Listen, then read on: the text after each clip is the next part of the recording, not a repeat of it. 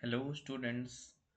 So today uh, we will do MCQs on threads and applet, okay, in our subject object oriented programming in Java, okay. So we have a series going on where we are discussing these MCQs, so it will be helpful for you for your upcoming exams, okay. So let's see our first question. So what's the question? It is saying that show where do the methods wait and notify are defined. So actually the wait and notify methods are defined in java.lang.object. Okay. So now the second question asks express the method that can be used to make the main thread to be executed last among all the threads. Just pause the video and try to answer it. Okay. And then check your answer. So it is what? It is join method. Okay. Let's see this third question.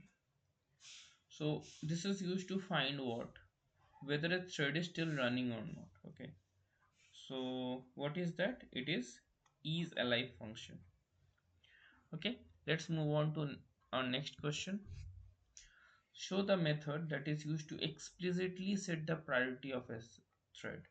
So for setting the priority explicitly, we use the set priority function. Okay.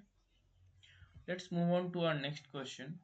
Interpret what will happen if two threads of the same priority are called to be processed simultaneously. So it will happen what, like when two threads of the same priority are called, then none of these can be happened. Okay, let's move on to this next question. Show which one requires less resource. So out of these, thread will require the least resource. Now try this one. In for which one decides thread priority. So the one which decides thread priority is thread scheduler. Let's see this next question. Show which of the following is a correct constructor for a thread. So for a thread, the correct constructor is thread with runnable and string as as a parameter. So this is our next question. Try to answer it and then check the answer. Express when is the destroy method called. So the destroy method is called when an applet is terminated or removed from the memory. Okay. So let's try out this next question.